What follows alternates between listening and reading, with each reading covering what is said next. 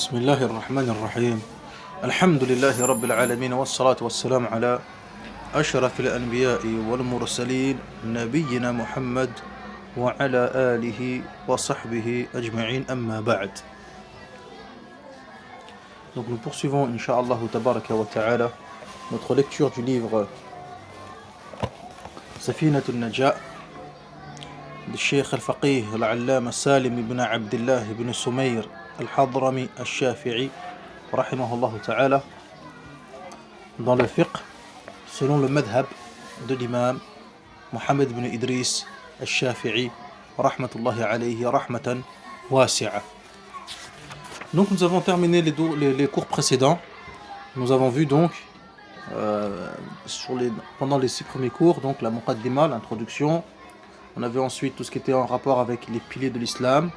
Ensuite avec les piliers de la foi, Arkan al-Iman. Et maintenant l'auteur, rahimahullah ta'ala, il a fait un nouveau fasl, un nouveau sous-chapitre qui concerne ce qu'on appelle al-Boulour. Fi bayan Boulour. Al-Boulour, c'est-à-dire la puberté. C'est-à-dire la puberté. Donc, en quoi ça nous intéresse? En quoi c'est intéressant? Le Musannif رحمه الله تعالى ذكر هذه المسألة. ذكر المصنف أول مسألة في الفقه علامات البلوغ لأن مناط التكليف على البالغ دون الصبي والصبية. Donc ici le muallif, l'auteur رحمه الله تعالى a débuté le chapitre concernant véritablement tout ce qui était attrait aux règles religieuses dans la jurisprudence, en débutant et en commençant par tout ce qui concerne d'abord la puberté, les signes de la puberté, quand devient-on pubère, pour quelle raison? Car tout ce qui va suivre concerne le pubère. C'est à ce moment-là, lorsqu'on devient pubère, c'est à ce moment-là que la personne devient ce qu'on appelle mukallaf. Al-Boulour huwa al-wusul ila hadd al-taklif.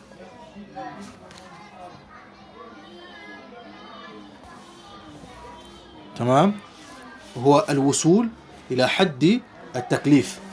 C'est le fait d'être arrivé enfin en âge d'être responsable. En âge de pouvoir être mukallaf. Là, il y a du taklif maintenant. Du taklif, c'est que maintenant, on nous demande certaines choses et on est responsable de ces choses-là. On doit s'acquitter de ces choses-là. Car le taklif, c'est ilzam ma fihi mashaqqa. C'est le fait d'imposer une chose, une contrainte, une difficulté. D'où le terme la yukallifu Allahu nafsan illa wus'aha. La yukallifu Allahu nafsan illa wus'aha. Allah n'impose pas à une âme une charge qu'elle ne peut supporter. Donc, le taklif, c'est que ça y est, on nous impose des choses maintenant. Il y a un ilzam. Et ici, le ilzam, il concerne quoi? Il concerne, barakallahu fikum, khitab al-shara', le discours de la sharia. بمعنى أن الله تعالى هو الذي شرع الأحكام وخاطب المكلفين.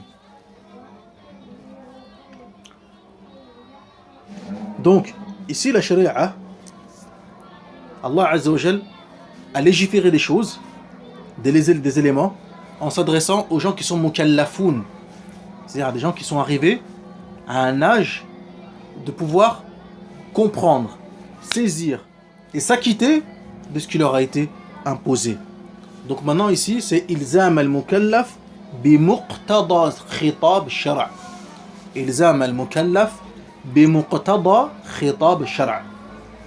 Donc ici, c'est imposer à celui qui est responsable, imposer ce que implique le discours, ce qui est mentionné dans le discours comme notion, comme règle et comme prescription dans la législation. قال المؤلف رحمه الله تعالى علامات البلوغ ثلاثة.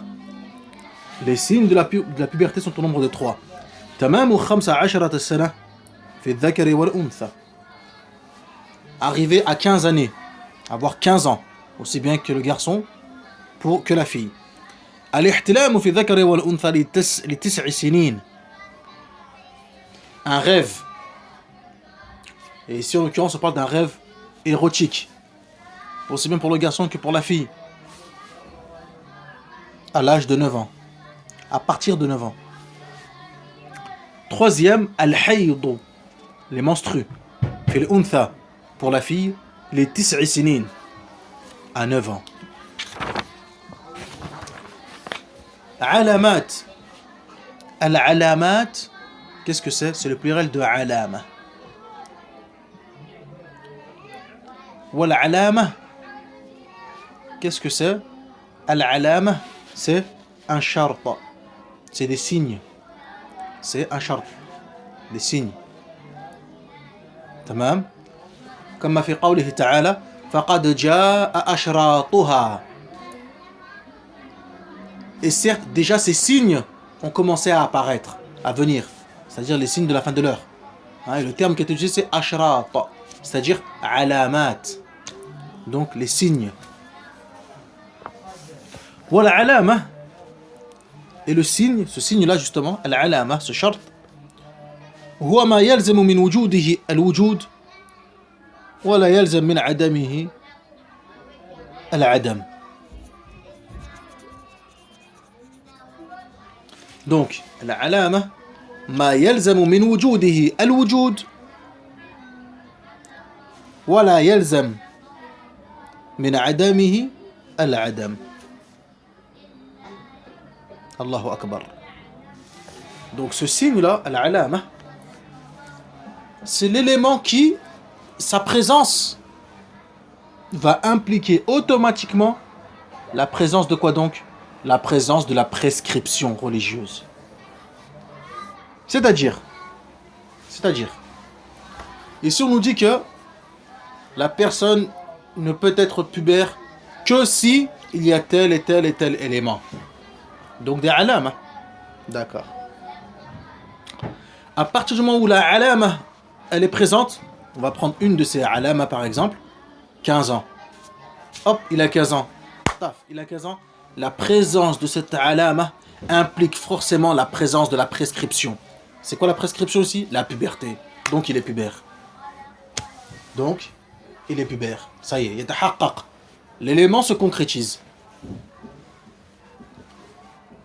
Jamil. Par contre, à contrario, la yalzam min adamihi al-adam. Son absence n'implique pas forcément l'absence de la prescription. Il n'a pas 15 ans, oui. Mais est-ce que ça veut dire forcément qu'il n'est pas pubère? Pas forcément. Car elle peut avoir ses règles par exemple. Elle peut avoir 10 ans, 11 ans, 12 et avoir eu ses règles, donc elle est pubère. Donc l'absence n'a pas d'influence et d'impact direct. Contrairement à la présence. La présence a un impact direct. Tamam. De facto, elle passe. Il y a la prescription, elle est pubère. Donc si elle est pubère, elle doit faire la salah, etc. Donc tout de suite, le taklif, la prescription, le khitab, le discours, la législation doit être appliquée, etc. Donc ceci est ce qu'on appelle al-alama. Donc on a al-alama qui implique sa présence, ceci, cela, comme on l'a évoqué. On a aussi ce qu'on appelle al-shartu, la condition. La condition, elle, c'est l'opposé de la alama. Ma yalzamu min adamihi al-adam wa la yalzam min wujudihi wujudan wa adama.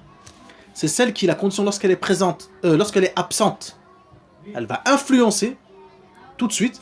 Son absence va immédiatement impliquer l'absence de la prescription, condition de la salah, la purification. Si je prie sans être en purification, tout de suite, l'absence de l'wudu, de la purification, va impliquer l'absence de la prescription et l'absence de la validité de l'acte. La salah, elle est donc caduque, non valide. Direct. J'ai le wudu, ok, mais tu n'as peut-être pas respecté les autres conditions. comme istiqbal al-qibla, par exemple. Istiqbal al-qibla, etc. Ou être un musulman, l'islam, par exemple, etc. Jamil. Donc on a al-alama. La alama, elle implique, elle influe lorsqu'elle est présente. Lorsqu'elle est absente, non. On a la condition, ash-shartu, elle influe, elle affecte lorsqu'elle est absente. Si elle est présente, pas forcément. Tamam. On a aussi ce qu'on appelle al-mani'. Ce qu'on appelle al-mani', la restriction. Al-mani' huwa ma yalzamu min wujudihi al-adam. Allahu akbar. Lui par contre, la restriction, sa présence implique la nullité de l'acte. Allahu akbar. Ça c'est ce qu'on appelle mani'. Une femme, elle veut prier, mais elle ne peut pas prier. Pourquoi? Il y a un mani'. Ma huwa al-mani'? Elle a ses règles. Ça c'est un mani', c'est une restriction. Allahu akbar. On a ensuite ce qu'on appelle as-sabab, la cause. As-sabab. As-sabab, c'est celui qui, sa présence va impliquer automatiquement la présence de la prescription et son absence va irrémédiablement aussi également impliquer l'absence de la prescription. Tamam. Le temps de Salat al-Maghrib. Le temps de Salat al-Maghrib, c'est au coucher du soleil. Ghurub al-Shams. Tamam. Si le Ghurub al-Shams il est arrivé, khalas, tout de suite, waqt al-Salah. La prescription, taf, elle survient, elle arrive. Si le Ghurub al-Shams il n'est pas présent, il est absent, taf, le temps, le Salat al-Maghrib, également aussi, elle est absente. Donc le sabab, c'est le seul qui va apporter, qui va affecter la prescription dans les deux sens. Aussi bien que dans la présence, tamam, que dans l'absence. Donc on répète, on a al-alama, le signe, on a al-shartu, la condition, on a al-mani', la restriction, on a al-sabab, la cause, tamam, on a al-rukn, le pilier, qu'on a déjà expliqué la dernière fois, dans les cours précédents, qui a la même définition et la même définition que al-shartu, mais que la condition. La différence, c'est que le pilier est dans l'élément, dans l'acte, tandis que la condition, elle est à l'extérieur. Tamam. Adahwa. Prenons le cas, par exemple, de la prière. Condition de la prière, at-tahara, al-wudu. Est-ce que al-wudu fait partie de la prière? Non. Al-wudu, c'est l'adoration. As-salat, c'est notre adoration. Tamam. Jamil. Par contre, on prend un pilier de la prière, à savoir être debout, la station debout, réciter surat al-Fatiha, etc. Ça fait partie de la prière. C'est un élément qui est dans la prière, ça fait partie de la salat. قال المؤلف رحمه الله تعالى وعلامات البلوغ ثلاث. Donc les alamat sont au nombre de 3. تمام 15 سنة في الذكر والأنثى. Donc le fait d'atteindre les 15 années, avoir 15 ans. Ici les 15 ans, barakallahu fikum, les Shafi'iyya ittafaqu sur ce point. Le fait d'avoir 15 ans, là il y a ittifaq. Arrivé à 15 ans, là la personne elle est pubère. 15 années qamariya, 15 années lunaires. C'est 15 années lunaires. Et non pas 15 années solaires. C'est important car c'est une petite différence de taille quand même, mine de rien. C'est une différence de taille, mine de rien, car 15 années lunaire. Barakallahu fikum. Ça pourrait correspondre peut-être à autour de 13, 12, quelque chose comme ça. Wallahu a'lam, ce sera vérifié.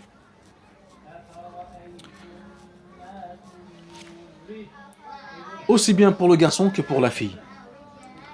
Ensuite, il mentionne une deuxième condition, al-ihtilam. Donc, première condition, ça, il y a mahal ittifaq.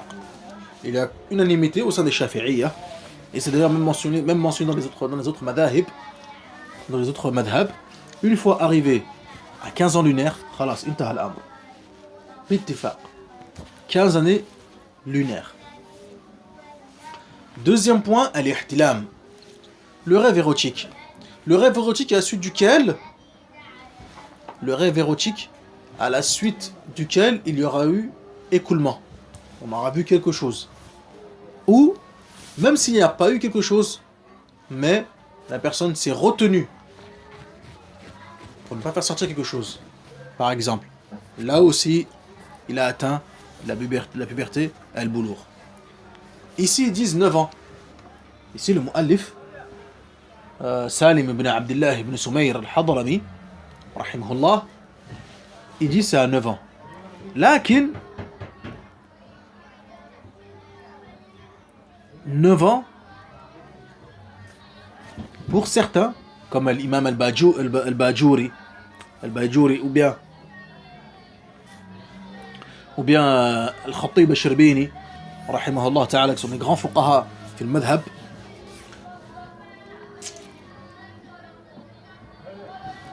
pour eux c'est 9 ans. Arrivé à 9 ans, ni en dessous, c'est pas considéré. Lakin, Ibn Hajar al-Haytami, rahimahullah ta'ala, et également Cheikh al-Islam. Et il faut savoir, on rappelle que chez les Shafi'iyya, ça c'est important ça. Ça c'est une notion importante. C'est que les Shafi'iyya, ils ont un mustalah. Ils ont un lexique, un champ lexical. Avec des mots, des mots et des terminologies qui leur sont bien spécifiques.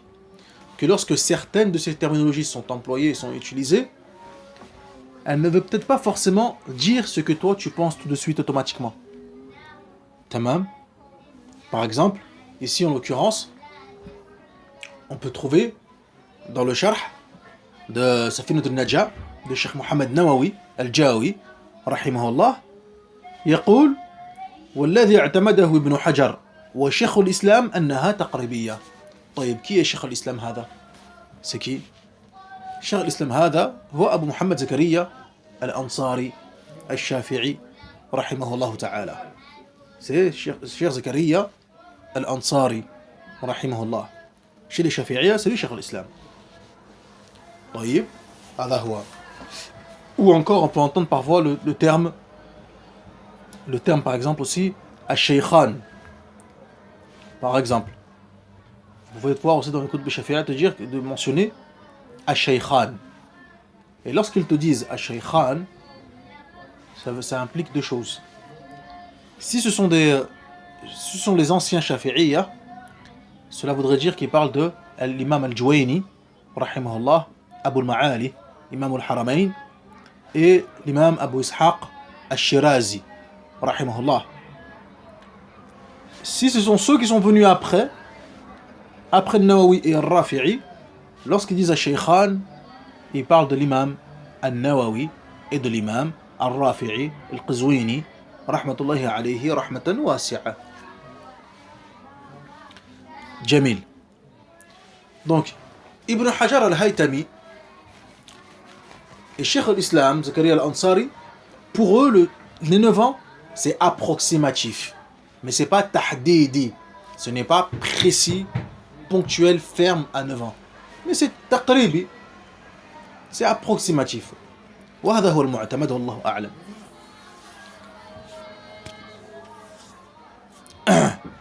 طيب, on verra de toute façon les khilafat, on verra par la suite, Inch'Allah tabaraka wa ta'ala.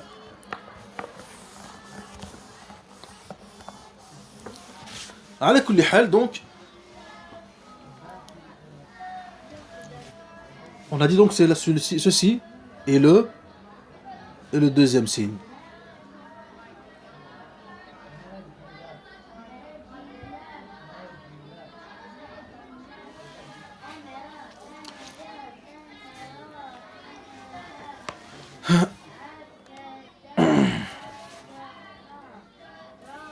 ثم قال المؤلف رحمه الله تعالى الاحتلام كما قلنا ثم قال الحيض ensuite les menstrues en sachant que concernant l'ihtilam le rêve érotique tamam chez les Shafi'i il y a eu discussion et débat concernant la personne celui qui se retient etc طيب et Ibn Hajar al-Haytami lui voyait que si la personne se retient dans ce cas-là lam yablough il n'est pas baligh si c'est retenu والرملي رحمة الله عليه يرى خلاف ذلك il voyait le contraire de cela même si il s'est retenu فقد وصل le maqsoud est arrivé le maqsoud le but l'objectif a été atteint à savoir la puberté maintenant si lui s'est retenu ou pas retenu بغض النظر ça on prend pas en considération mais le plus important c'est de savoir que ça y est son corps il est prêt il est arrivé à la puberté à maturité entre guillemets طيب جميل الحيض يا إخوان les menstrues donc pour la fille les 9 سنين à 9 ans ici par contre c'est taqribi c'est approximatif et à ce sujet là il n'y a pas de divergence sur la question alhamdulillah c'est taqribi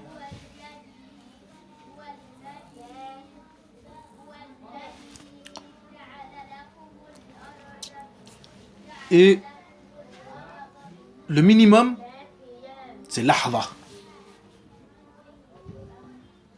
le minimum c'est lahza un instant et le maximum c'est 16 يوما 16 jours عند الشافعي au-delà de 16 jours ce n'est plus considéré comme étant des menstrues mais c'est considéré comme étant de la métrorragie الاستحاضة